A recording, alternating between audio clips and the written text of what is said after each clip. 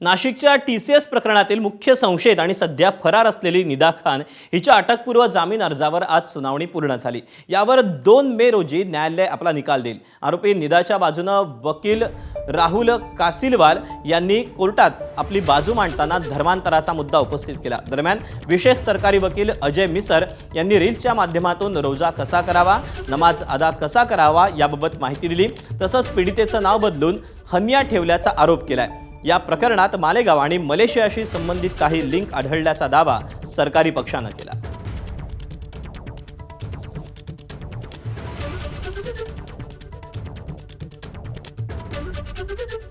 रोजा कसा पडावा, बुरखा, हिजाब हे कसे वापरावे याचं ट्रेनिंग ह्या आरोपीच्या घरी नेऊन या पीडितेला देण्यात आलेलं आहे। याबाबत जे काही भाष्य आलंय किंवा पुराव्यात आलंय, नातेवाईकांच्या जबाबात आलेलं आहे ते कागद कोर्टाला दाखवण्यात आले। त्यानंतर धर्माची भीती घालणे, तिचं नाव बदलून तिचं हनिया असं नाव ठेवण्यात आलं होतं।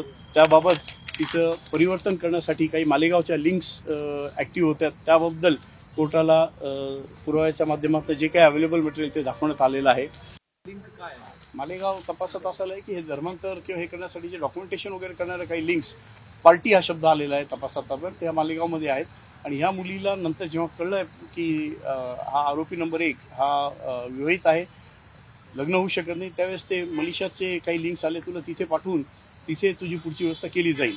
याबाबत अजून तपास आहे, अतिशय प्राथमिक स्तरावर आहे, त्यामुळे त्याबाबत आता बोलणं काही योग्य होणार नाही, पण प्राथमिक स्वरूपात मलेशियाचं नाव येत आहे। ABP माझा, उघडा डोळे बघा नीट।